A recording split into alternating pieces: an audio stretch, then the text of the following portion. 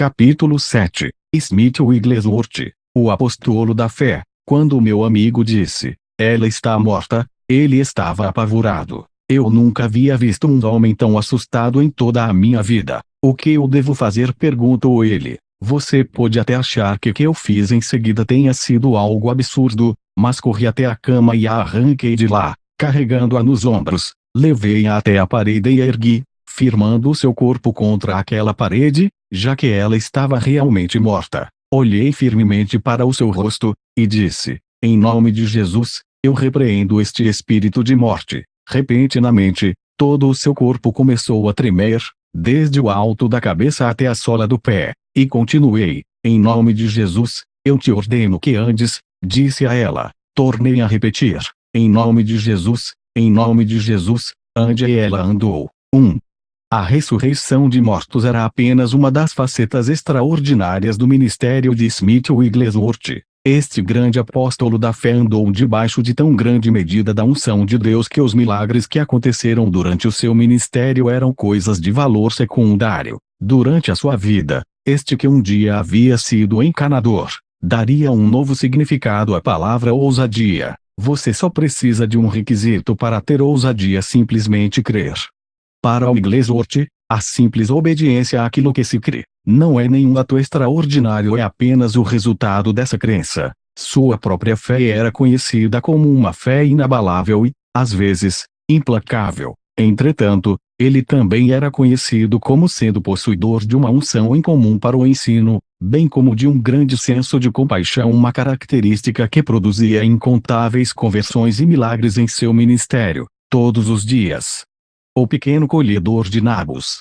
Smith nasceu no dia 8 de junho de 1859, na pequena vila de Meston, em Yorkshire, na Inglaterra. Seus pais foram John e Martha Wigglesworth. Quando ele nasceu, o ano de 1859 já estava sendo considerado um ano histórico. O terceiro grande despertar estava acontecendo na América já fazia 2 anos. O general William Booth havia se afastado do sistema tradicional de igrejas para fundar o Exército de Salvação, e a igreja do país de Gales estava orando a Deus por um avivamento. 2. Que Smith fosse contado entre os grandes líderes cristãos como Booth na sua época, era algo que nem passava pela mente dos pais de Smith. Contudo, era exatamente isso o que iria acontecer no futuro. O filho deles seria aquele que traria o fogo de Deus de volta ao altar das igrejas que se encontravam com sua chama apagada durante centenas de anos.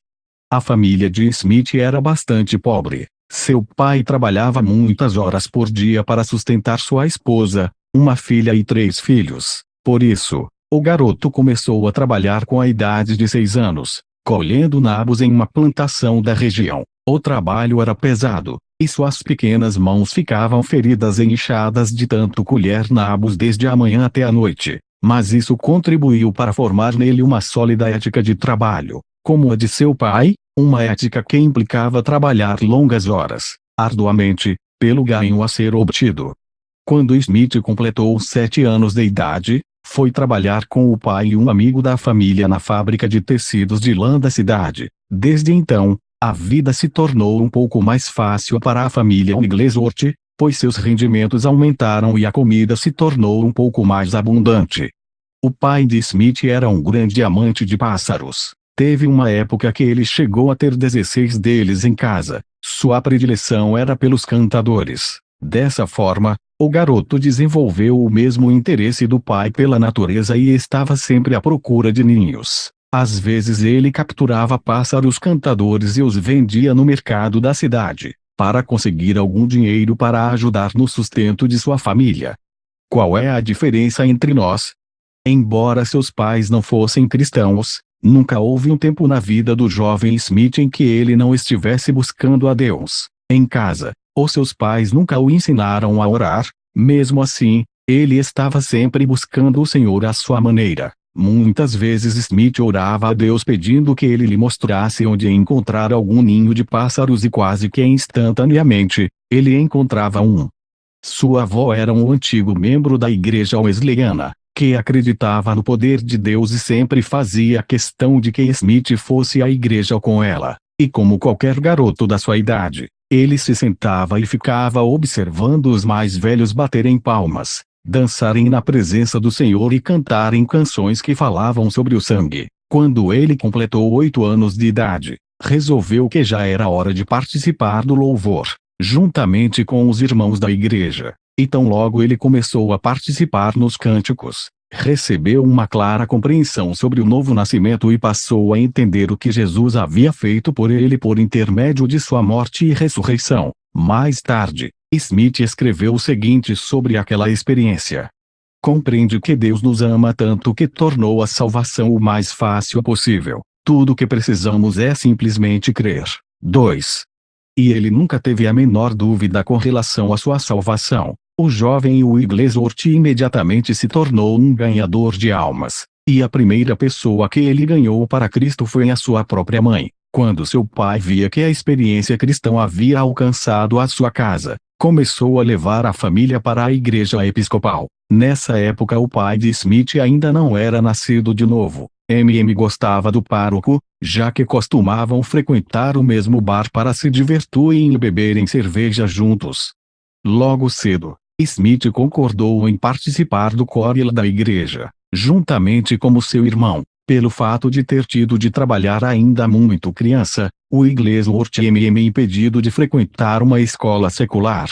Tinha quase 10 anos quando fez a sob profissão de fé. Durante aquela cerimônia, quando o pastor estendeu as mãos sobre ele, uma poderosa consciência da presença de Deus, que permaneceria com essa por muitos dias, encheu o seu coração. Entretanto, aquela sua experiência parecia ter acontecido somente com ele, deixando de fora os outros garotos, como o próprio Smith escreveu mais tarde. Depois da cerimônia de profissão de fé, todos os outros garotos continuaram sua vida de brigas e palavrões, e eu ficava me perguntando o que havia de diferente entre eles e eu. 4. Existe algo diferente em você. Quando Smith estava com 13 anos, sua família se mudou de Meston para Bradford, onde ele começou a participar ativamente na igreja metodista Westcliff e sua vida espiritual adquiriu um novo significado e ele ansiava pelo Espírito de Deus. Embora não lesse muito bem, ele nunca saía de casa sem levar o seu novo teatimento no bolso. Mais tarde, os metodistas planejaram uma reunião especial de pregação, e 10 jovens foram escolhidos para participar, inclusive Smith. Com 3 semanas para preparar, o adolescente passou em oração. Quando o dia chegou, ele subiu a Tilem, púlpito e pregou durante 15 minutos. Ao terminar a sua pregação, ele não havia a mínima ideia do que havia dito. Tudo de que conseguia se lembrar era da incrível zelo que tomou conta dele ao ouvir os aplausos e os gritos entusiasmados das pessoas. Depois disso, Smith começou a pregar o evangelho a todas as pessoas que encontrava. Entretanto, não conseguia compreender por que tantos pareciam tão desinteressados. Depois, em 1875, o Exército de Salvação iniciou um trabalho em Bradford, e Smith ficou extasiado quando ouviu a novidade. Finalmente ele poderia se juntar a um grupo que compartilhava do seu desejo pelos perdidos. Assim, quando aquele ministério chegou à sua cidade, Smith se uniu ao grupo e logo aprendeu sobre o poder da oração e de jejum. Naquele tempo, o Exército de Salvação obtinha mais resultados que qualquer outro ministério, especialmente em se tratando de número de convertidos. Muitas vezes eles tinham reuniões de oração onde ficavam toda a noite prostrados diante do Senhor. Os primeiros membros do Exército de Salvação tinham grande autoridade espiritual, e isso era perceptível em cada culto que realizavam. Nas reuniões semanais, o grupo se reunia e pedia a Deus pelo menos de 50 a 100 pessoas para o Senhor, sabendo que alcançariam esse número e até mais. Um grande número de pessoas aceitou a Jesus como seu Senhor e Salvador por intermédio daquele ministério ali na cidade de Bradford. Quando Smith estava com 17 anos de idade, um homem de Deus que trabalhava com ele no moinho, lhe ensinou a profissão de encanador, e durante o tempo que trabalharam juntos, esse homem explicou a Smith o significado e a importância do batismo nas águas.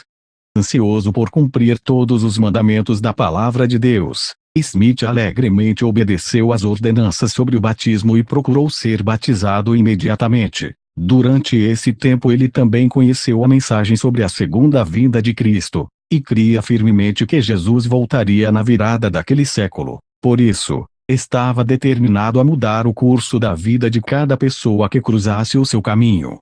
Confiando totalmente que o Senhor proveria todas as coisas para ele, Smith decidiu começar o seu ministério. Em 1877, ele foi procurar emprego em uma companhia de serviços hidráulicos. Chegando lá, porém, o dono lhe informou que não havia vagas. Smith agradeceu, se desculpou por estar tomando o seu tempo, e se virou para sair.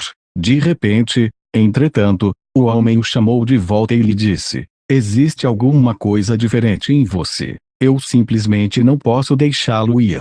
5 Assim, Smith foi contratado. Smith fazia um trabalho tão excelente que em pouco tempo não havia mais trabalho para fazer. Ele trabalhava rápido demais. Então ele decidiu se mudar para Liverpool, e usar ali a sua experiência com a hidráulica. Cheio do poder de Deus, ele resolveu começar a trabalhar entre as crianças de rua daquela cidade. Desejoso de ajudá-las, Smith pregou-lhes o Evangelho do Senhor Jesus e centenas delas passaram a vir para o galpão no cais, onde ele ministrava. Maltrapilhos e famintos, meninos e meninas vinham até Smith e ele cuidava de cada um. Embora tivesse um bom rendimento financeiro, Smith nunca gastava o seu dinheiro com ele próprio. Em vez disso, preferia usar todos os seus recursos para vestir e alimentar aquelas crianças.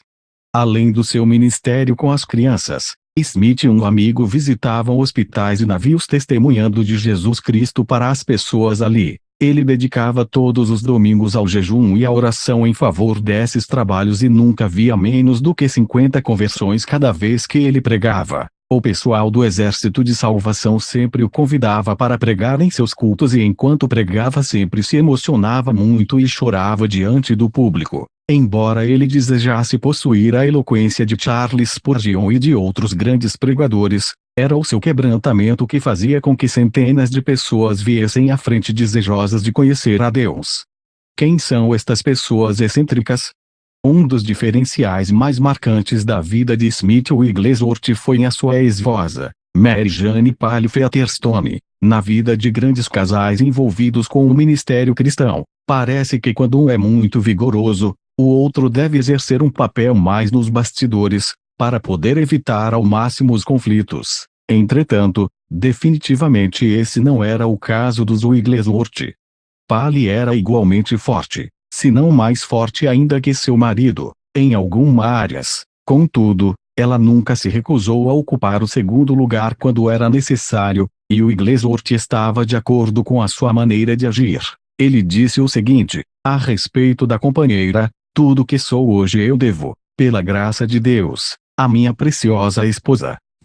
Ela sempre foi adorável." 6.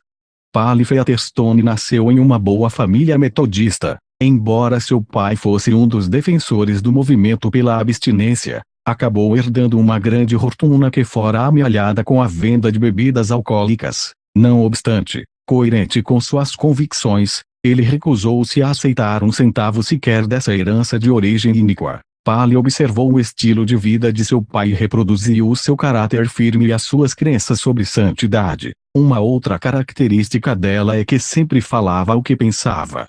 Mais tarde, Polly abandonou seu ambiente na alta sociedade e foi em busca de fama e fortuna, na cidade de Bradford. Quando chegou ali, arranjou emprego na casa de uma família numerosa.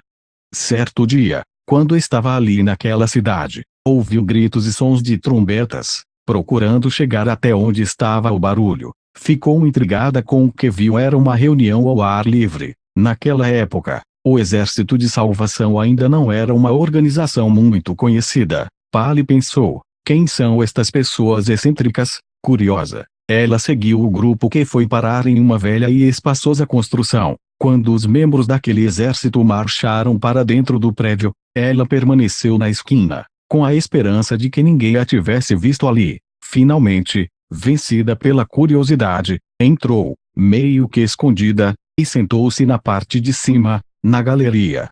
Aleluia! Está feito!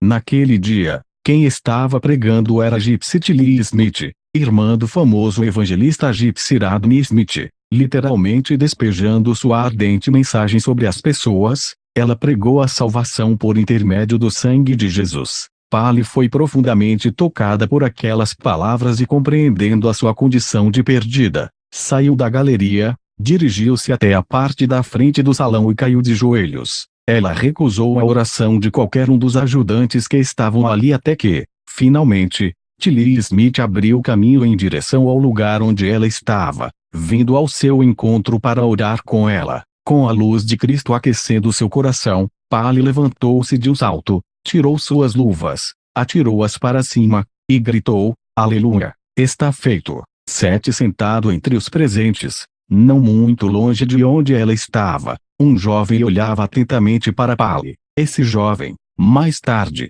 se tornaria o seu futuro marido e companheiro de destino, Smith Wigglesworth. Parecia que desde o início havia uma inspiração divina sobre ela, disse Smith. 8 Na noite seguinte, quando ela estava dando o seu testemunho, ele sentiu que ela era a pessoa de Deus para ele. Depois de concluir o habitual período de treinamento do Exército de Salvação, Polly recebeu, do próprio General Booth, a patente de oficial daquele exército. Em seguida, Polly seguiu para a Escócia, para servir no destacamento daquele país durante uma temporada. Ao terminar, retornou para Bradford. Algum tempo depois, ela deixou o exército, por causa de um conflito a respeito de seu relacionamento com Wigglesworth. Ela era uma oficial, enquanto ele era apenas um simples soldado. E apesar de Smith nunca ter ingressado oficialmente no Exército de Salvação, as regras sobre relacionamentos entre essas duas categorias eram muito rigorosas. Depois que deixou o Exército de Salvação, Polly passou a fazer parte de um outro exército, agora o Blue Ribbon Army, Exército da Fita Azul. Entretanto, permaneceu sendo sempre uma grande amiga dos membros do seu antigo destacamento. Nessa época, os líderes da Igreja Metodista a convidaram para fazer um trabalho de evangelismo entre as igrejas deles, e centenas vieram a se converter por intermédio do ministério dela. O poder de Deus estava claramente muito forte em sua vida. Smith, você não é meu dono. Polly se tornou a Sra. Wigglesworth em 1882, com a idade de 22 anos. Smith era um ano mais velho. Nessa época, ele estava muito satisfeito com seu trabalho no setor hidráulico, e encorajou sua esposa a continuar o seu ministério evangelístico. Contudo, ele sentia um peso no coração por certa área da cidade de Bradford, onde não havia igreja. Por isso, o casal alugou um pequeno local e abriu as suas portas para a realização de reuniões ali. Deram o nome de Missão da Rua Bradford ao local. Em 30 anos de casados, os Wigglesworth tiveram uma filha, Alice, e 4 filhos, Seth, Harry, Ernest e George, que veio a falecer no ano de 1915. Antes do nascimento de cada um dos seus filhos, os Wigglesworth oravam consagrando-os a Deus, para que fossem servos do Senhor. Depois que nasciam, Smith cuidava deles durante os cultos, para que sua esposa pudesse pregar. E logo que a mensagem terminava, Smith vinha para o púlpito e orava por aqueles que aceitavam a Jesus. Nem um pouco incomodado pelo papel ministerial de sua esposa, Smith dizia: o trabalho dela é lançar a rede, o meu, puxar os peixes para fora da água. Este último é tão importante como o primeiro. 9 Ele reconhecia o valor de se ter um coração de servo. O inverno de 1884 foi muito rigoroso em Bradford, e por isso, os encanadores estavam sendo muito requisitados. Smith não apenas trabalhou duro durante toda aquela estação, como também continuou ocupado por mais uns 2 anos, consertando os estragos causados pelas complicações daquele inverno. Durante aqueles dias de muito trabalho e grande prosperidade, a frequência de Smith à igreja foi diminuindo rapidamente e o seu coração começou a esfriar-se com relação às coisas de Deus. Entretanto, enquanto seu interesse pela obra do Senhor diminuía, o de Polly crescia a cada dia e o seu zelo por Deus e por uma vida de oração nunca vacilaram. Sua consistência e diligência na obra de Deus faziam com que a falta de interesse de Smith se tornasse ainda mais evidente, e isso fez com que ele passasse a ficar irritado com a simples presença da esposa.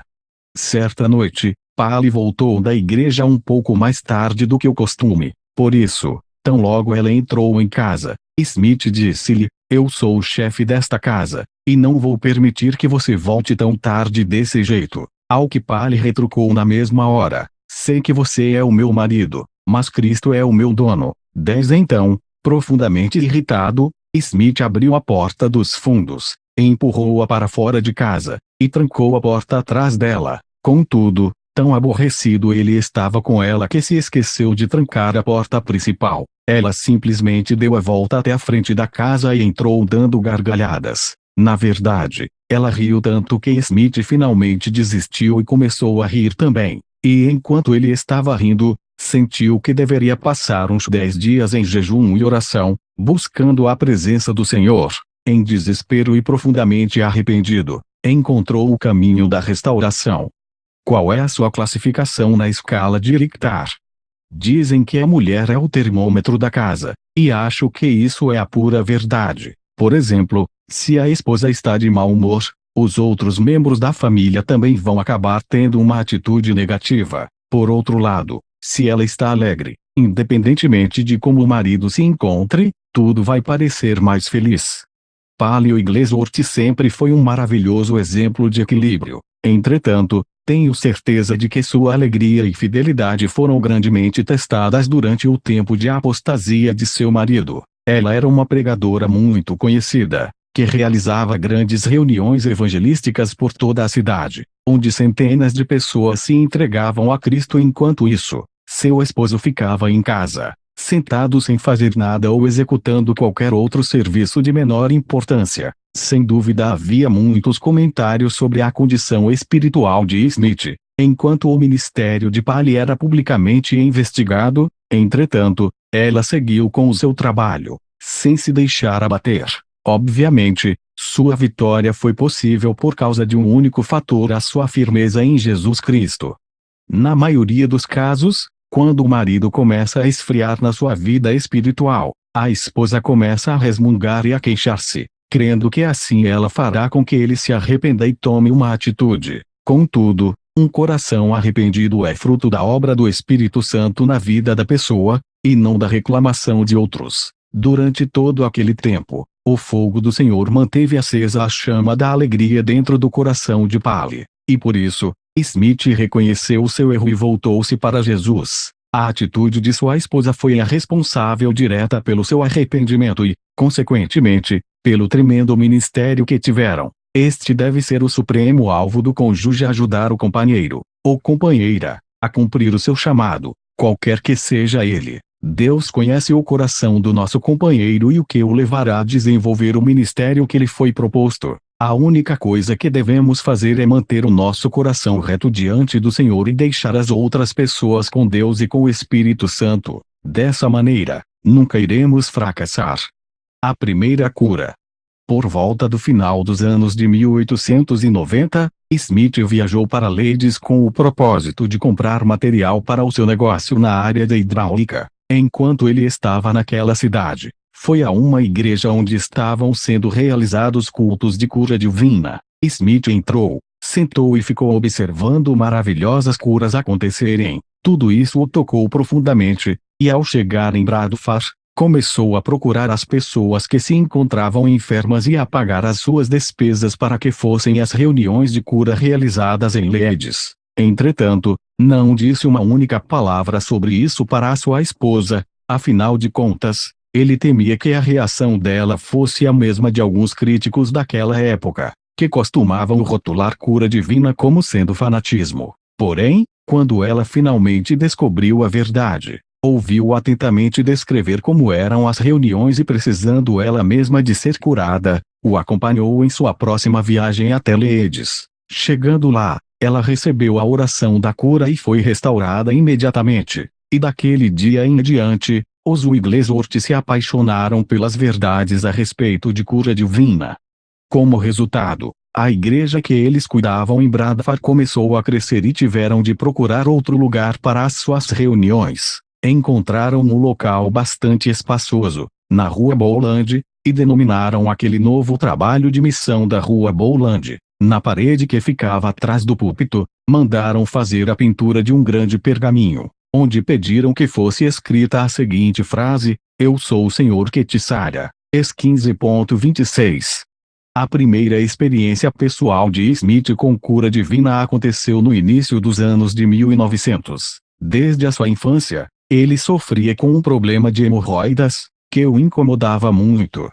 Certo dia, um ministro do evangelho que estava visitando a família, orou por Smith e declarou em fé, que ele seria curado dessa enfermidade. Até então, todos os dias Smith tinha de fazer banhos de assento, com sais medicinais. Entretanto, convencido de que era a vontade de Deus curá-lo, parou com esse procedimento. Não demorou muito, ele descobriu que estava completamente curado, e nunca mais sofreu com aquele problema. Neste ponto de sua vida, Smith passou a dedicar-se totalmente ao ministério de cura divina. Sendo seu próprio patrão, ele tinha tempo para organizar grupos para ir até a casa de cura de Leeds, sempre pagando do seu bolso por todas as despesas da viagem. Smith era conhecido por sua grande compaixão para com os enfermos e necessitados. Quando os obreiros da casa de cura viam Smith chegar com os grupos de enfermos, costumavam rir entre si, pois o que parecia era que ele não compreendia que Deus poderia curar aquelas pessoas em Bradford, da mesma maneira que curava em Leeds. Empurrado para o púlpito. Convencidos de que Smith precisava de um empurrãozinho para iniciar o seu ministério público, os líderes da casa de cura de Leeds tomaram uma decisão. Aproveitando a ocasião em que eles estavam indo para a convenção de Keswick, pediram que, durante o tempo que estivessem fora, ele assumisse a responsabilidade pelos trabalhos. Inicialmente Smith ficou meio receoso, mas os ministros lhe asseguraram de que ele era absolutamente capaz de executar a tarefa. Sem outra alternativa, ele se consolou, dizendo a si mesmo que ele só precisaria ser o responsável, e que haveria um grande número de pessoas dispostas a pregar.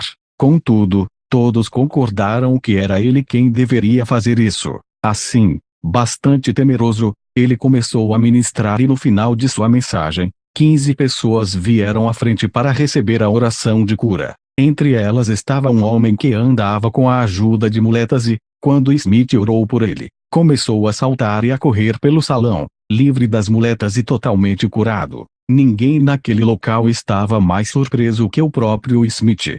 Depois dessa reunião, as portas começaram a se abrir para Smith pregar, e não demorou muito para ele anunciar que iria começar reuniões de cura em Bradford. Na primeira noite de reuniões, 12 pessoas vieram para serem curadas e todas receberam a cura. Entre estas estava uma senhora que tinha um enorme tumor que vazava constantemente. Depois de receber a oração da fé, ela voltou para a sua casa. No dia seguinte, ela retornou contando que no local do tumor agora havia apenas uma cicatriz. Por favor, cale a boca. Não demorou muito, e Smith teve de enfrentar o seu primeiro desafio. Era uma questão de vida ou morte. A esposa de um amigo muito querido estava tão doente que os médicos acreditavam que ela não passaria daquela noite. O amigo de Smith disse-lhe que não tinha fé para que a esposa fosse curada. Uma profunda compaixão encheu o coração de Smith e ele decidiu que iria fazer de tudo para ajudar aquela família. Assim, foi procurar um pastor que estava abrindo uma pequena igreja em Bradford, e perguntou-lhe se ele poderia ir orar por aquela senhora, mas o ministro se recusou. Então ele foi em busca de um amigo, muito conhecido por suas orações fervorosas. O amigo concordou em ir com ele, e assim, os dois seguiram para a casa da enferma. Smith sentiu-se encorajado por ter alguém com ele, e pediu ao amigo que começasse a orar tão logo entrasse na casa. Ao ver o estado de total fraqueza em que a senhora se encontrava, ele atendeu imediatamente ao pedido de Smith e começou a orar, mas não como Smith esperava. Em sua oração, o homem começou a pedir pela família que ficaria enlutada e continuou nesse tom negativo até que Smith pediu que ele parasse de orar, pensando que o pior já havia passado. Wigglesworth pediu ao marido da enferma que orasse também, mas a oração dele seguiu o mesmo tom desalentador da anterior. Finalmente, quando Smith já não estava aguentando mais aquilo, gritou tão alto que podia ser ouvido lá da rua: Senhor, faça-o calar. E o esposo se calou. Então Smith pegou um vidro de óleo que sempre trazia em seu bolso, e derramou todo o seu conteúdo sobre o corpo da mulher, orando em nome de Jesus. Depois, em pé na cabeceira da cama, ele teve a sua primeira visão. Ele disse: repentinamente o Senhor Jesus apareceu, e mantive os meus olhos fixos nele, e ele me deu um daqueles sorrisos bondosos. Eu nunca me esquecerei daquela visão, a visão daquele sorriso terno e doce. Alguns momentos depois que a visão desapareceu, a mulher sentou-se na cama, cheia de nova vida. Ela teve muitos filhos, e viveu mais tempo que o próprio marido. Diabo, sai em nome de Jesus. A fome de Smith pela palavra de Deus era tão grande que ele nunca permitiu nenhum tipo de publicação em sua casa, secular ou cristã, que não fosse a Bíblia. Ele cria que tudo o que precisava saber estava nas Escrituras. Ele disse o seguinte sobre a sua esposa: assim que ela viu quanto eu era ignorante, começou a me ensinar a ler e a escrever. Infelizmente ela nunca conseguiu me ensinar ortografia. 12. A próxima experiência de Smith envolvendo uma situação de vida ou morte aconteceu em sua própria vida. Certo dia, ele foi acometido de uma terrível dor e teve de ficar acamado, tendo previamente combinado com sua esposa de que nenhum medicamento entraria em sua casa. Deixou a questão de sua cura nas mãos de Deus. A família orou durante a noite toda por algum tipo de alívio, mas nada aconteceu. Com o passar do tempo, ele só piorou e, finalmente, disse para a esposa: está me parecendo que minha hora chegou. Para o seu próprio bem e proteção, é melhor você chamar o doutor. Profundamente triste, Paley mandou chamar o médico crendo que a vida de seu marido havia chegado ao fim.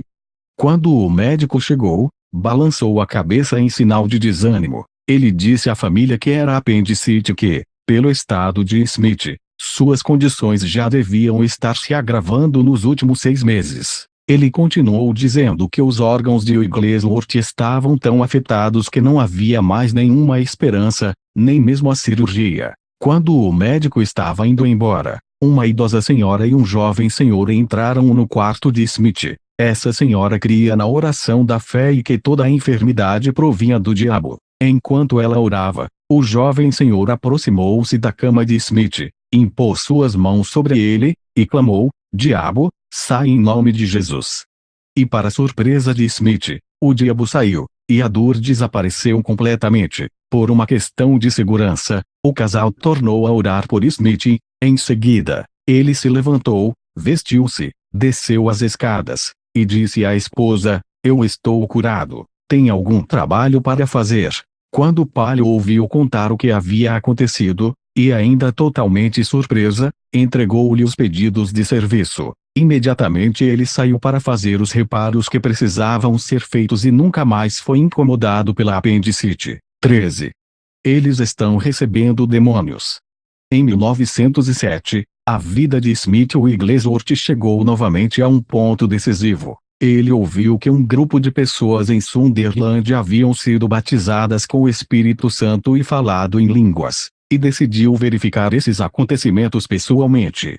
Até aquele dia, Smith cria que já havia sido batizado com o Espírito Santo. Tanto ele como a sua esposa compartilhavam da crença popular de que a pessoa recebia o batismo com o Espírito Santo no mesmo dia em que se convertia ao Senhor.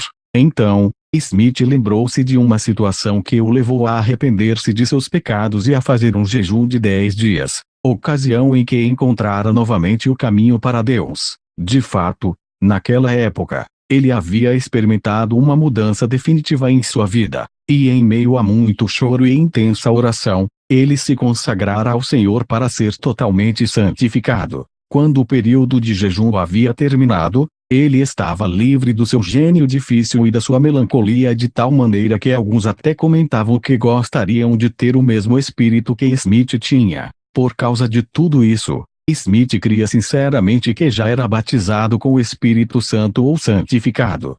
Em correspondência trocada com amigos em Sunderland, sobre o dom de línguas. Eles o aconselharam a ficar longe desse tipo de coisa, dizendo que aquelas pessoas estavam recebendo demônios. Entretanto, quando ele chegou ali e orou com esses amigos sobre o assunto, eles lhe disseram: obedeça às suas próprias convicções. 14.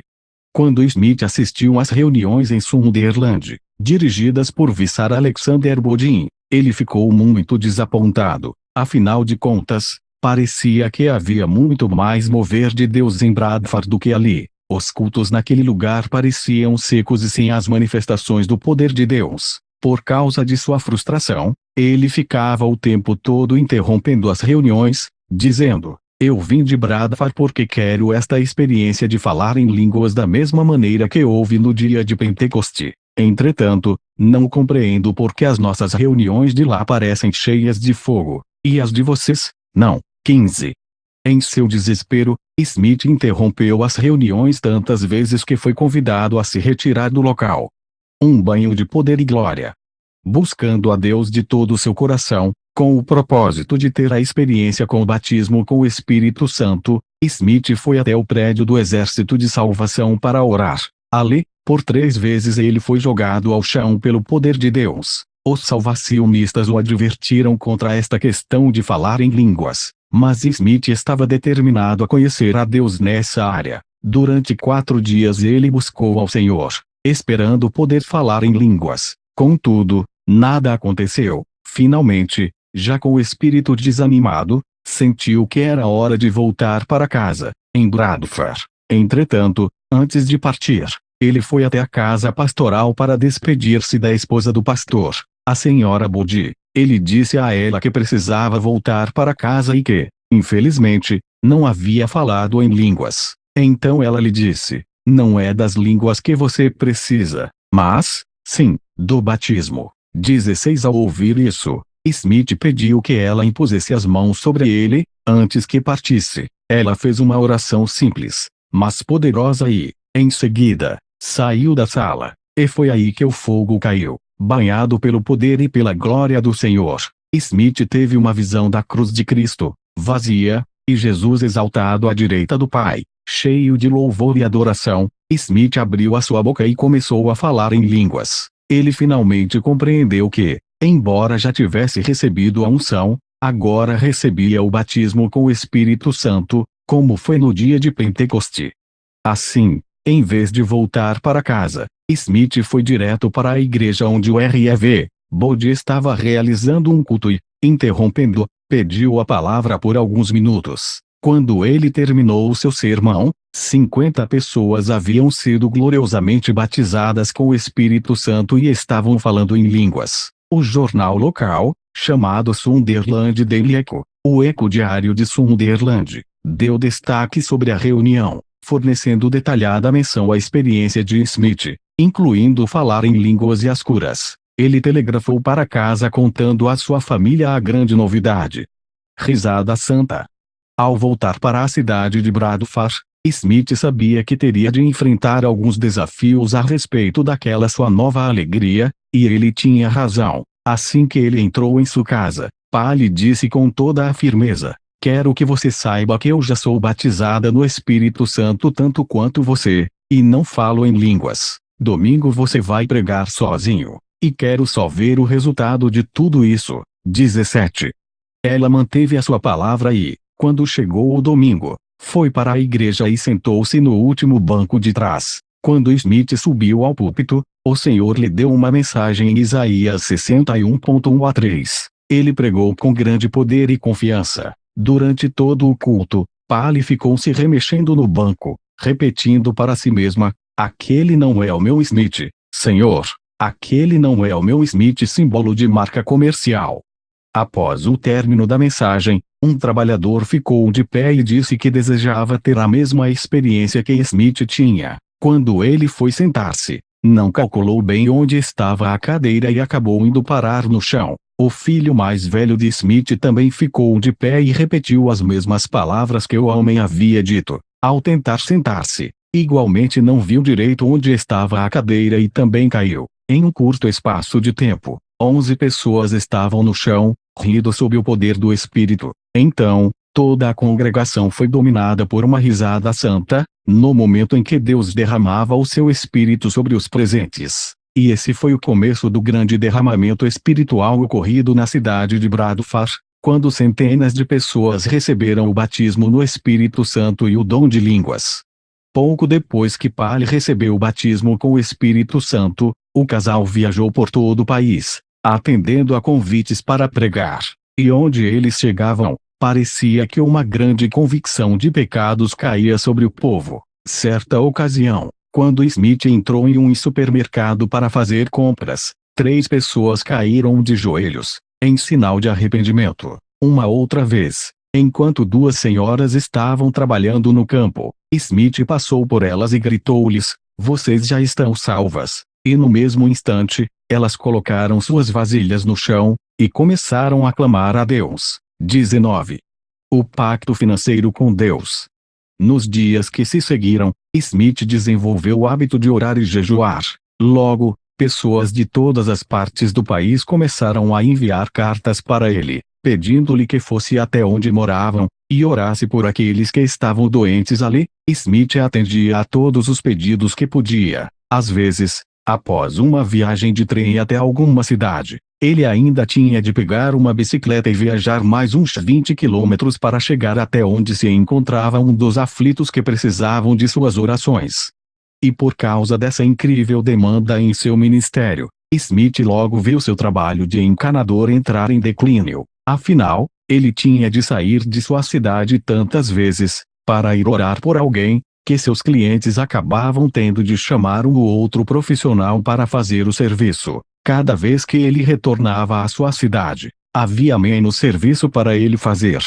Certa vez, quando ele retornou de uma conferência, viu que a maioria de seus clientes havia procurado outro profissional para fazer o serviço de que estavam precisando. Entretanto, houve uma viúva que não conseguiu ninguém para ajudá-la. Ora isso, quando ele chegou, dirigiu-se imediatamente para a casa dela, fez os consertos necessários e também consertou o telhado que estava danificado. Quando ela lhe perguntou quanto era o preço do seu trabalho, Smith respondeu: "A senhora não me deve nada. Isso vai ser a minha oferta ao Senhor, pelo meu último trabalho como encanador." 20. Depois dessa declaração, ele quitou suas dívidas, fechou o seu negócio e começou um ministério de tempo integral. Ele acreditava que, apesar das histórias de pobreza que havia ouvido, Deus supriria abundantemente as suas necessidades, bastava apenas servir ao Senhor fielmente. Assim, confiante em sua parceria com Deus, Smith estipulou uma condição: "A sola dos meus sapatos nunca serão um motivo de vergonha, e eu nunca terei de usar calças rasgadas nos joelhos. Se uma dessas coisas acontecerem comigo, avisei ao Senhor que voltarei a trabalhar como encanador." 21. Deus nunca deixou de suprir todas as necessidades de Smith, e ele nunca mais voltou a trabalhar como encanador. Deixe-a ir.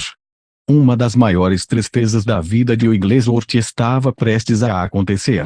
Certo dia, enquanto estava na estação de trem, esperando o momento de viajar para a Escócia, Smith recebeu uma notícia devastadora. Paley havia tido um ataque do coração enquanto voltava da missão da Rua Bowland. Embora tivesse voltado o mais rápido que pôde para o lado de sua esposa, quando Smith chegou, viu que o espírito de sua companheira já havia partido para estar com o Senhor.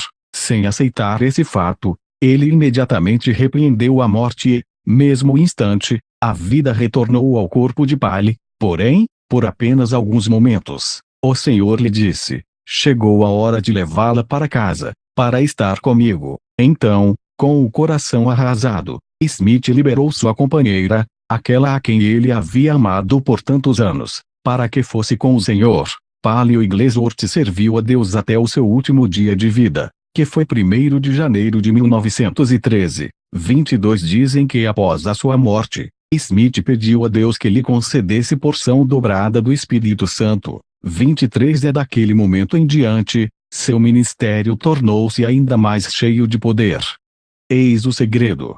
Imediatamente depois desses acontecimentos, Smith começou a ministrar em todo o país, viajando na companhia de sua filha e do genro. Naquela época, Era muito incomum a imprensa secular britânica noticiar alguma coisa a respeito do Mian, símbolo de copyright religioso. Entretanto, o Daily Mirror, espelho diário, dedicou a sua primeira página para estampar 4 fotos retratando o Wigglesworth em seu ministério dinâmico. 31 é pelo fato de que esse jornal era o que possuía a maior circulação naqueles dias. Centenas de pessoas começaram a procurar o ministério de Smith. Ele tinha uma incrível capacidade de revelação nos assuntos relacionados à fé e seus ensinamentos. Nessa área atraiu multidões. O Wigglesworth não se contentava em ter apenas uma esperança de que a oração pudesse funcionar. A revelação que recebera sobre fé era prática, concreta, capaz de amolecer o coração mais endurecido pelo pecado, para a realidade do amor de Jesus Cristo. Smith tinha uma teoria muito simples a respeito de fé: simplesmente crer.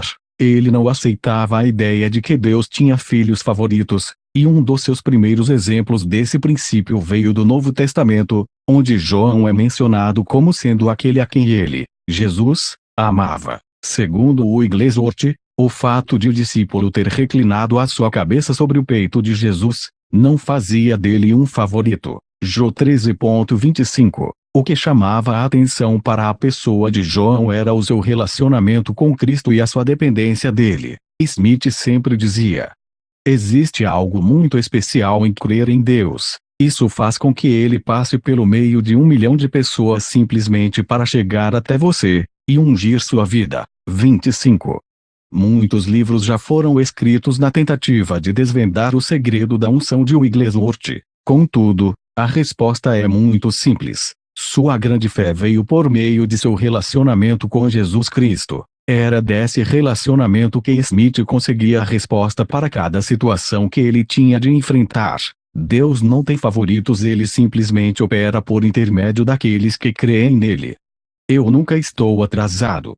Os métodos usados por Smith estavam frequentemente sendo criticados ou mal compreendidos. Entretanto, ele nunca se deixava abalar por essas críticas e sempre tinha compaixão por aqueles que lhe criticavam. Em vez de revidar, Smith sempre respondia: não sou impulsionado por aquilo que ouço ou vejo, mas, sim, pelo que creio. 26. Nessa ocasião, o Espírito Santo começou a ensinar a Smith os vários passos na caminhada da fé, e a primeira lição que ele aprendeu foi que a fé pode ser criada nas outras pessoas. Um exemplo desse conceito aconteceu com um garoto que estava seriamente enfermo. A família mandou um recado para Smith, pedindo que ele viesse vê-lo. Entretanto, ao chegar, a mãe do menino foi encontrá-lo à porta, dizendo: infelizmente você chegou muito tarde. Não existe mais nada que se possa fazer por ele. Ao que Smith respondeu: Deus nunca me envia a algum lugar muito tarde. 27. As condições do rapaz eram tão ruins que se eles simplesmente o movessem de onde ele se encontrava, seu coração poderia parar e ele certamente morreria. A família não teve fé para crer, e o jovem estava muito doente para crer por si mesmo. Antes de SM ter a oportunidade de orar pelo garoto, teve de sair para oficializar um noivado em uma igreja naquela região. Entretanto, antes de deixar a casa, disse à família que coitaria e que era para eles prepararem uma roupa para o filho vestir, pois o Senhor ria levantá-lo daquela cama. Porém, quando Smith voltou, a família não havia feito o que ele pedira. Quando viram a sua grande fé, ficaram envergonhados e imediatamente arrumaram as roupas para o garoto. Então Smith disse-lhes para colocar apenas um par de meias nele. Em seguida, fechou a porta do quarto e disse ao garoto sem vida que algo diferente de tudo que ele já havia experimentado estava para acontecer. Quando eu colocar as minhas mãos sobre você, a glória do Senhor vai encher este lugar de tal maneira que eu não vou conseguir ficar de pé. Provavelmente eu vou cair prostrado aqui no chão. 28. No exato momento em que Smith tocou o corpo do garoto, o poder de Deus encheu o quarto de maneira tão forte que o Wigglesworth simplesmente caiu. E, de repente, o garoto começou a gritar: isto é para a sua glória, Senhor.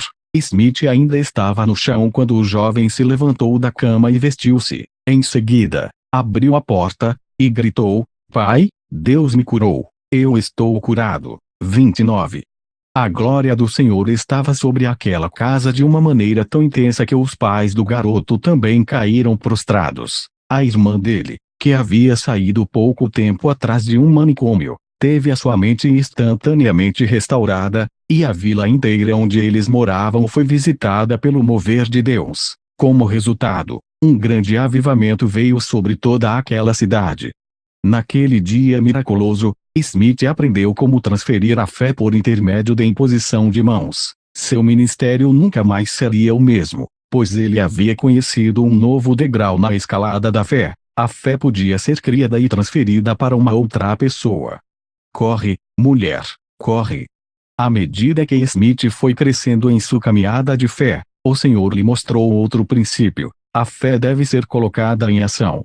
Até então, uma boa parte dos crentes parecia crer que Deus agia somente de maneira soberana, e que eles não tinham parte nisso. Porém, o ministério de Smith Wigglesworth trouxe uma nova luz a essa área escura da vida deles. Através do seu profundo relacionamento com Deus, ele começou a perceber na Bíblia que as pessoas que recebiam alguma bênção do Senhor haviam agido em fé na palavra para obter os resultados. Por isso, o seu ministério começou a adotar essa operação de fé em todos os cultos. No início de seus apelos, Smith costumava dizer: se você der apenas um passo, você será abençoado; se andar 100 metros, alcançará mais. Agora, se você vier até aqui na plataforma, nós vamos orar por você, e Deus vai suprir as suas necessidades com a sua provisão. 30. Essa era a verdade central por trás de seu ministério de cura. Com relação à fé, muitas pessoas, porém, diziam que era uma verdade insensível. A maneira de Smith Wigglesworth agir era o resultado de uma grande compaixão pelos necessitados e de uma inabalável fé em Deus. Um cristão deve agir de acordo com aquilo que crê, para receber a manifestação do Senhor.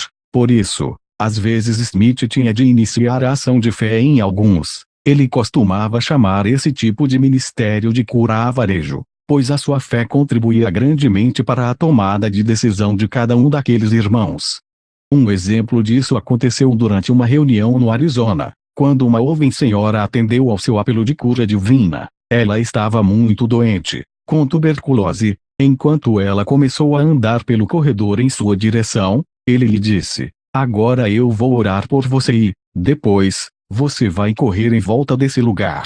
Ele orou, e então gritou: corre, mulher, corre. Ao que ela respondeu: correr como? Se eu mal posso ficar de pé. Não me contradiga, gritou Smith. Faça o que eu mando. Ela continuou relutante. Por isso, Smith pulou do púlpito, agarrou-a pela mão, e começou a correr com ela. A senhora se agarrou a ele até que alcançaram velocidade. Em seguida, correu sozinha em volta do salão, sem o menor esforço. 3. Havia naquela mesma reunião uma outra senhora, que tinha as pernas travadas e por causa de muitas dores no nervo ciático. Smith disse a ela: corre. Ela também estava tão relutante que Smith teve de puxá-la, literalmente. Então ele correu em volta do salão com ela agarrada a ele. Finalmente, o poder de Deus veio ao encontro daquela atitude de fé e ela foi completamente curada. Ela veio a pé para o restante das reuniões, e se recusou a pegar o bonde. Tão feliz estava de ter recuperado o completo uso de suas pernas. Algo está passando por todo o meu corpo. Às vezes em seu ministério Smith usava uma outra abordagem para agir em fé. Ele lia uma passagem das Escrituras e, em seguida, agia conforme sentisse em seu coração. Frequentemente ele também promovia suntuosos banquetes para os mendigos e os deficientes físicos, e os membros da missão da Rua Bowland serviam farta comida. Durante os banquetes, ele providenciava para que alguns dessem os seus testemunhos de cura divina, como uma maneira de entreter os seus convidados e, assim, levava aqueles necessitados às lágrimas.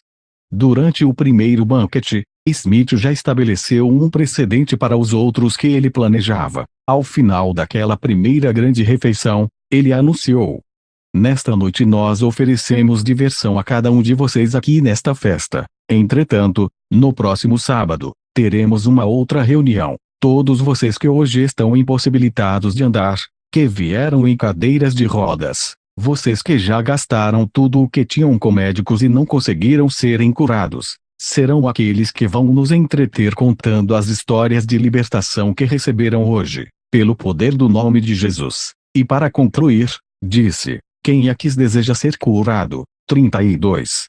É claro que todos quiseram. Uma senhora que havia vindo em cadeira de rodas voltou para casa andando. Uma outra, que sofria de epilepsia há 18 anos, foi curada instantaneamente, e em 2 semanas já estava trabalhando. Houve também um menino que vivia preso a um aparelho ortopédico metálico que, na hora em que o poder de Deus o tocou, foi imediatamente curado. Papai, papai, papai, exclamou ele, estou sentindo algo passando por todo o meu corpo. 33.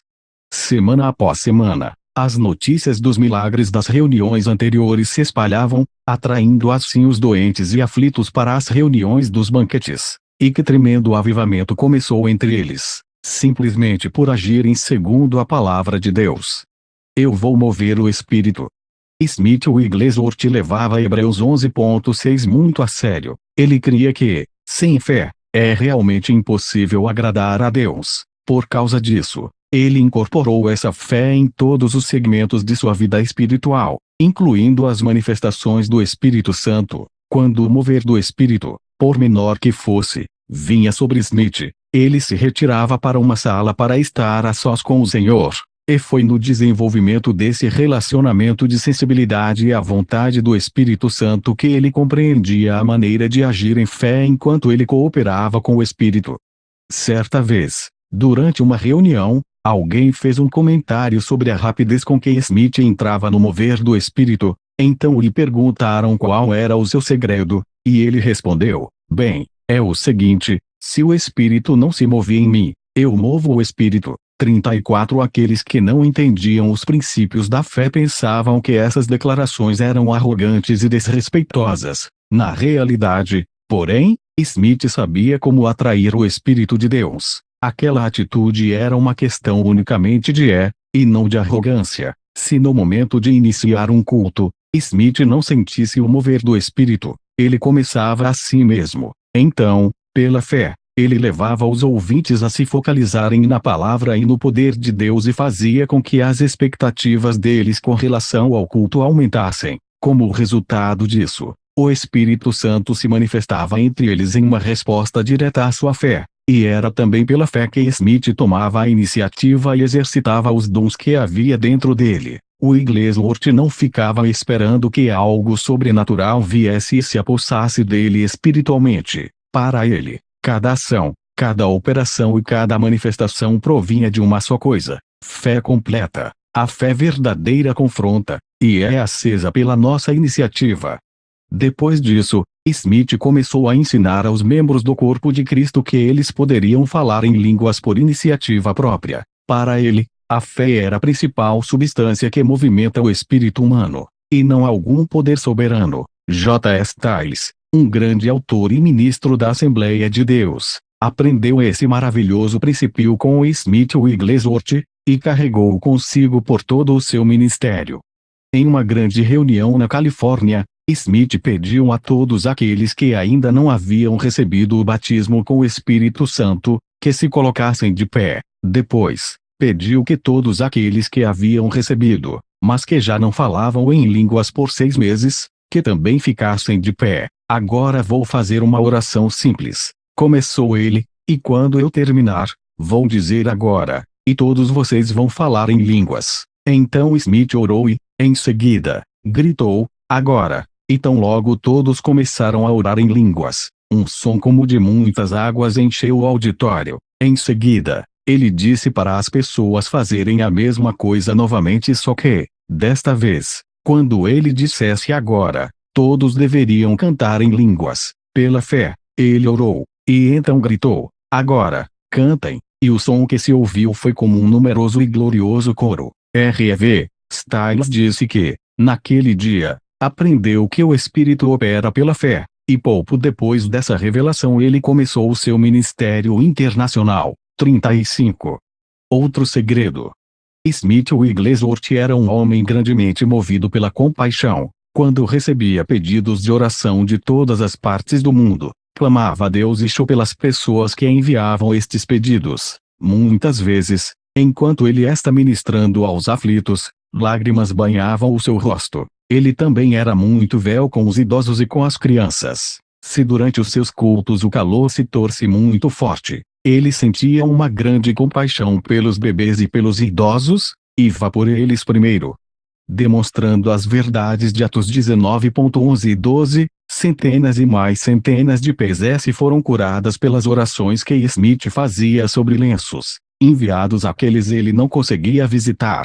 Um amigo íntimo seu falou sobre a sinceridade e a paixão que ele demonstrava, dizendo: quando chegava a hora de abrir as cartas, todos tínhamos de parar qualquer coisa que estivéssemos fazendo e nos colos debaixo do fardo daqueles que escreviam. Não havia nada de desleixado ou pitado em seus métodos. Todos na casa tinham de se unir em oração e impor as mãos sobre os lenços que seriam enviados àqueles que estavam sofrendo. Livamos com aqueles lenços como se seus donos estivessem ali presentes. 36. Escorrasse o diabo. Ciente de que a fonte de todos os milagres de Cristo provinha de sua compaixão, Th se tornou positivamente agressivo em desfazer as obras do diabo. Seu único alvo era levar a cura a todos os oprimidos e ensinar ao corpo de Cristo a lidar, implacavelmente, com o diabo. Certo dia, enquanto esperava pelo ônibus, ele observou a maneira com que uma senhora tentava fazer o seu cão voltar para casa. Entretanto, mesmo após várias tentativas dóceis, o cachorro permanecia impassível. Quando ela viu que o ônibus estava chegando, bateu o pé no chão e gritou: "Vá para casa depressa!" E o cachorro saiu correndo com o rabo entre as pernas. E exatamente assim que você tem de lidar com o diabo, disse Smith, alto o suficiente para que todos ouvissem. 37. Smith não tinha a menor paciência com demônios, principalmente quando eles tentavam atrapalhar as suas reuniões. Certa ocasião, ele estava realizando um culto e não estava sentindo liberdade para pregar. Então, começou a gritar. Contudo, nada aconteceu, tirou o paletó, mas tudo continuou igual. Então Smith perguntou a Deus o que estava acontecendo, e o Senhor lhe mostrou uma fileira de pessoas sentada em um dos bancos da igreja, todas de mãos dadas. Imediatamente ele percebeu que eram espíritas, e que estavam ali com o propósito de impedi-lo de realizar aquela reunião. Então, quando ele começou a pregar, desceu do púlpito e caminhou em direção ao lugar onde elas estavam sentadas. Depois, segurou no banco e ordenou ao diabo que saísse dali imediatamente. O grupo caiu ao chão, depois aquelas pessoas se levantaram, e acotovelando-se uma a outra saíram apressadas do prédio.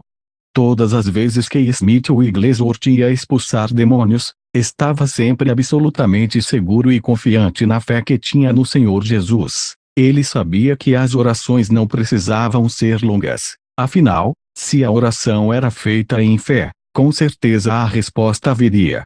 Autoridade internacional. O Ministério Internacional de Smith começou em 1914, em 1920, estava a pleno vapor. Embora as perseguições contra sua pessoa fossem muito grandes, ele nunca dava muita importância a isso. E ao contrário do que é comum na maioria dos ministérios, existem mais escritos sobre o seu grande poder e os milagres que realizou, do que sobre os problemas e perseguições que teve de enfrentar.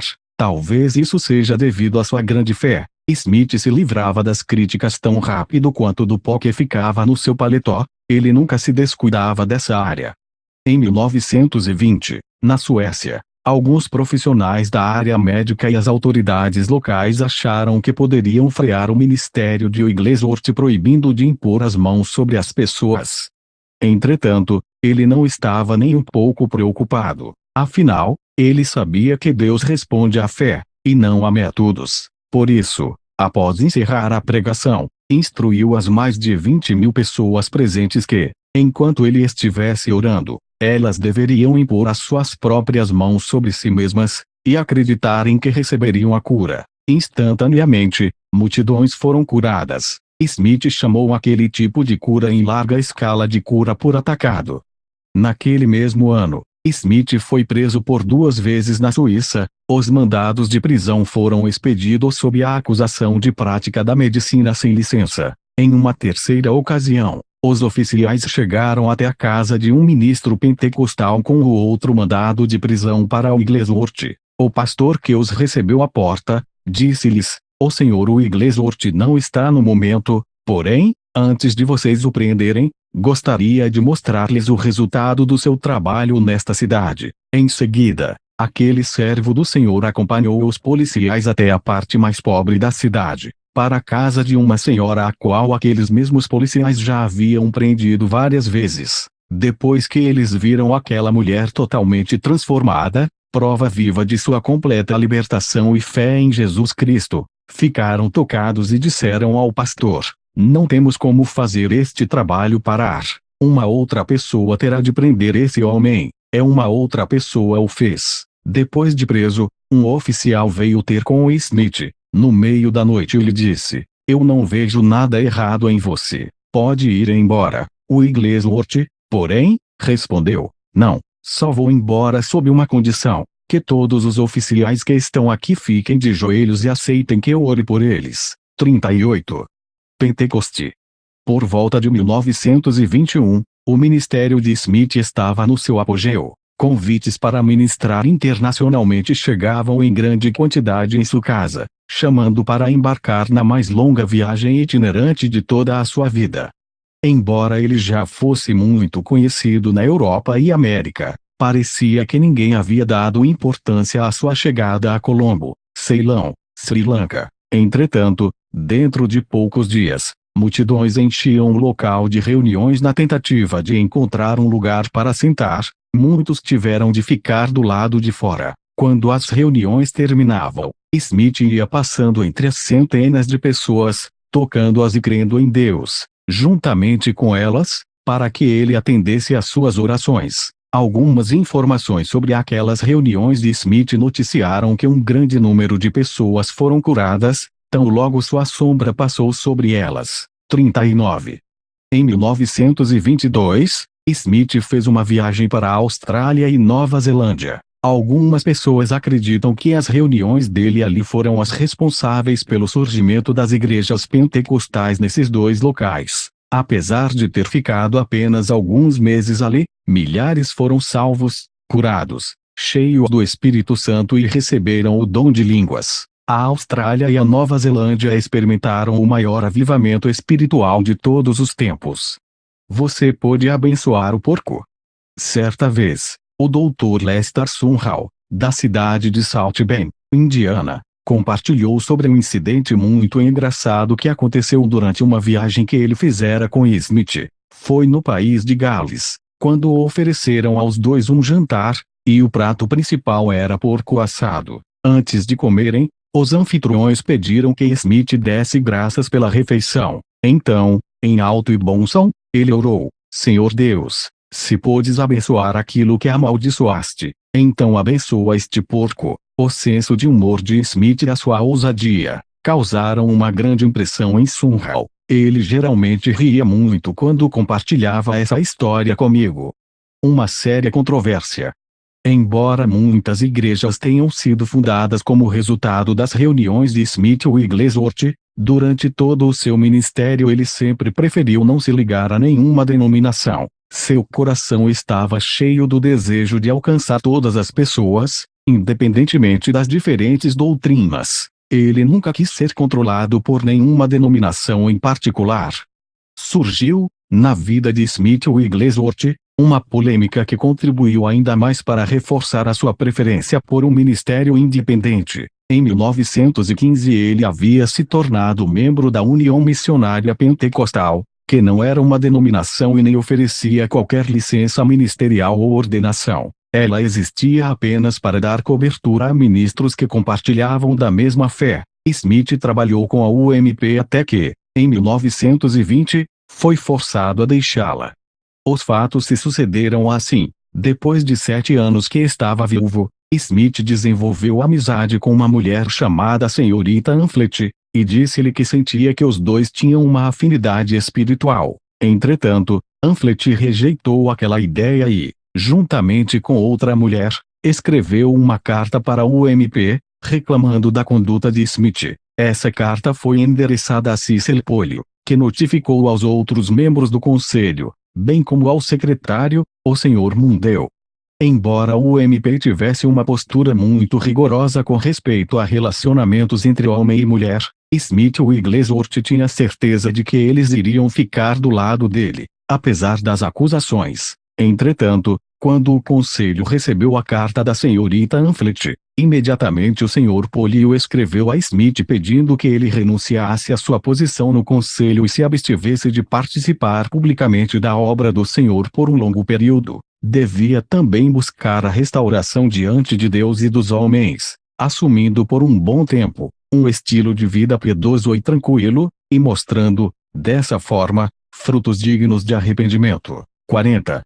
Smith aceitou o pedido de deixar o conselho, embora cresce firmemente que aquelas duas senhoras haviam se juntado com o firme propósito de arruinar o seu ministério. Na verdade, ele ficou tão desapontado com Polio, por ele ter permitido que aquela situação tomasse proporções tão alarmantes, que escreveu uma carta diretamente ao secretário do conselho, o Sr. Mundell, dizendo o seguinte: creio que, desta vez, o Sr. Polio ultrapassou os limites, fazendo parecer que cometi fornicação ou adultério, e estou totalmente inocente dessas acusações. O que fiz foi agir tolamente, mas Deus já me perdoou. Essa questão foi resolvida dentro de princípios espirituais e, depois disso, também na igreja e com o Sr. Polio, e ele deveria ter dado o caso por encerrado. 41. Em uma outra carta, desta vez endereçada ao próprio Sr. Polio, Smith escreveu: Deus mesmo vai se encarregar de consertar as coisas. A boa mão do Senhor está sobre mim, e eu conseguirei refutar essas acusações. Esta semana mesmo o Senhor me usou para repreender o opressor. Por isso, amado irmão, eu lhe digo que seguirei fazendo a obra de Deus. Apenas peço-lhe que cuide para não se encontrar impedindo o Evangelho. Nesta situação você deveria ter agido comigo como desejaria que agissem com você. Não se incomode em me enviar alguma coisa para eu assinar. Eu já assinei esta carta que ora lhe envio. E isto é tudo. 42. Desse dia em diante, Smith Wigglesworth estava continuamente viajando, atendendo a convites para ministrar por todo o mundo, e para se proteger de mais alguma falsa acusação dessa natureza, ele sempre viajava na companhia de sua filha, Alice. Aquela polêmica que resultou na renúncia de Smith nunca fez com que E com acento agudo diminuísse o seu ritmo de trabalho. Na verdade, parece até que fez com que ele trabalhasse ainda mais.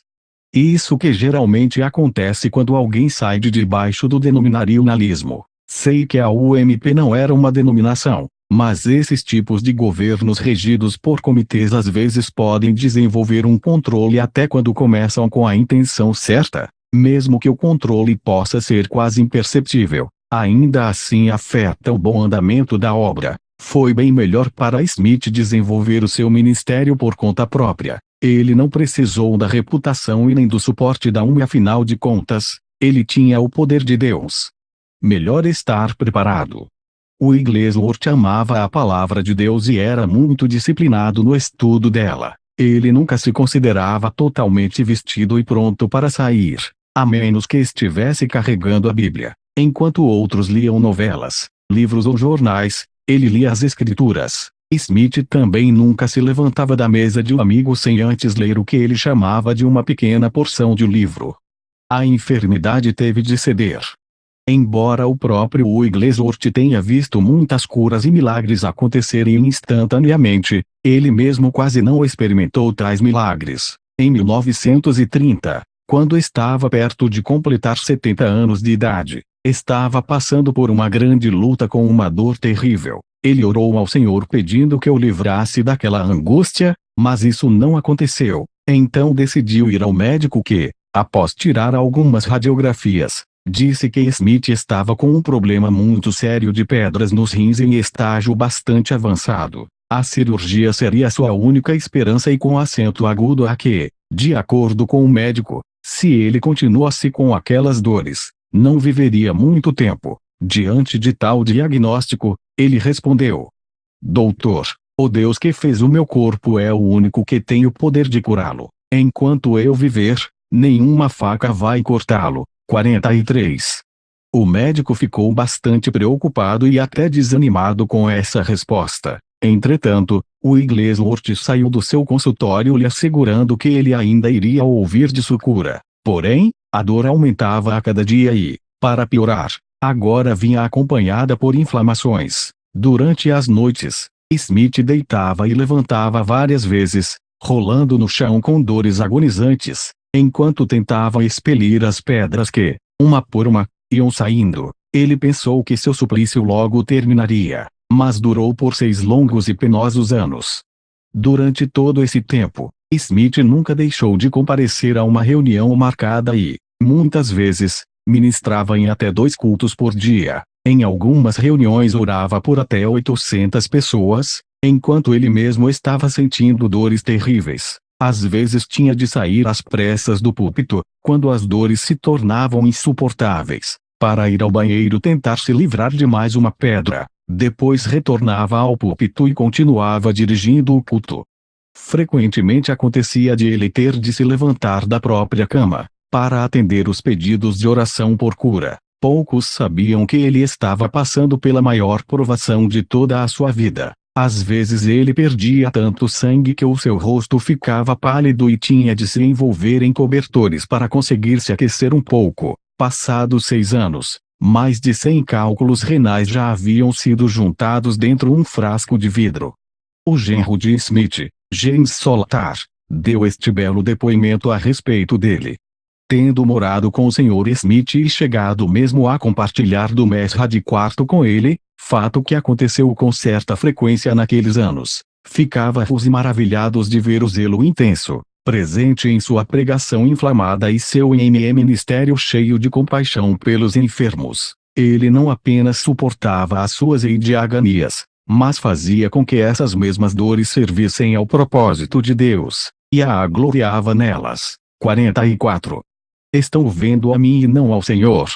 Depois de 2 anos de batalha com o seu problema de rins, Smith não desistia. Pelo contrário, em 1932 ele pediu a Deus que lhe concedesse mais 15 anos de vida para continuar servindo a Deus. Atendeu ao seu pedido e, durante aquele tempo, Wigglesworth visitou a maior parte da Europa, África do Sul, Estados Unidos e Canadá. Sua maior alegria era ver a palavra de Deus sendo confirmada através de sinais e maravilhas que o Senhor operava como resultado da fé das pessoas. Seu alvo principal era que as pessoas vissem a Jesus naqueles milagres, e não a pessoa de Smith Wigglesworth. Em seu último mês de vida, ele se entristeceu muito e fez o seguinte comentário: hoje encontrei em minha correspondência um convite para pregar na Austrália, outro na Índia e no Ceilão, e ainda um terceiro para a América. As pessoas estão vendo a mim. E com o coração cheio de tristeza, começou a chorar. Pobre Wigglesworth, que decadência pensar que as pessoas estão olhando para mim. Deus jamais permitirá que outro receba a sua glória, ele vai me tirar de cena. 45. E ele não estava mais ali, pois Deus o tomou.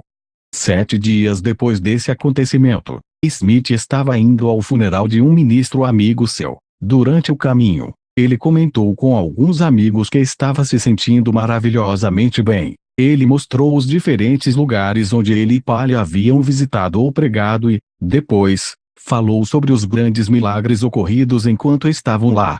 Ao chegar à igreja, seu genro James abriu a porta e o ajudou a entrar na casa pastoral, onde havia uma lareira aquecendo o ambiente. Ao entrar, encontrou o pai de uma garota pela qual ele havia orado 4 dias atrás. A família já havia aceitado que a garota iria mesmo morrer, mas Smith tinha uma grande fé na cura dela. Quando ele viu o homem, perguntou: bem, e aí, como ela está? 46.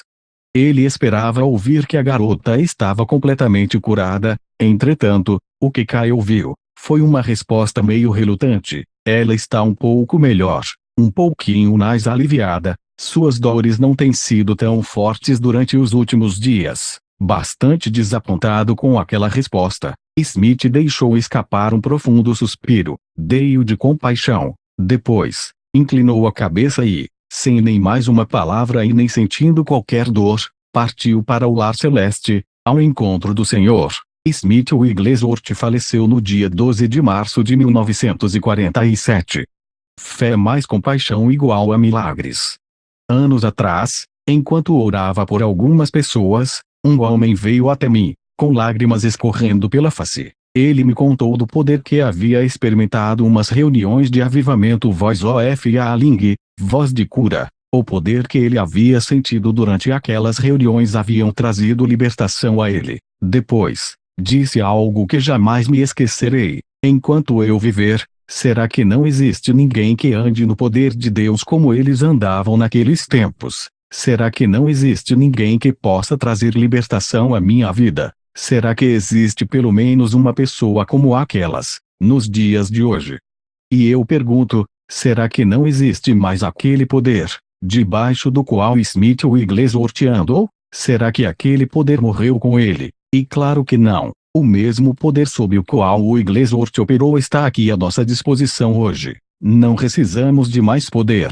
A única coisa que precisamos é usar a nossa fé e a nossa compaixão para que aquele poder opere. Wigglesworth agia na fé mais audaciosa que eu jamais vira, desde o livro de Atos. Porém, aquela fé era incendiada pela compaixão. Smith se apropriava da palavra de Deus e era impulsionado pela compaixão pelas pessoas, e essa combinação produz milagres. O desafio agora está sobre a nossa geração. Deus deu uma ordem para que homens e mulheres invadam as cidades e as nações com o poder do alto. Você vai atender ao chamado de Deus. Vai ter a coragem de crer simplesmente. O seu coração está tão cheio de compaixão pelas multidões, que você vai dar um passo de fé, crendo que o Senhor cumprirá a sua palavra. Faça a sua parte para que se possa dizer de nossa geração, os quais, por meio da fé, subjugaram reinos, praticaram a justiça, obtiveram promessas, fecharam bocas de leões, extinguiram a violência do fogo, escaparam ao fio da espada, da fraqueza tiraram força, fizeram-se poderosos em guerra, puseram em fuga exércitos de estrangeiros. HB 11.33, 34. Coloque em ação o dom que existe em você e invada a sua casa, o seu bairro e a sua nação com o poder de Deus. Que a vontade de Deus seja feita aqui na terra através de nós. Capítulo 7. Smith Wigglesworth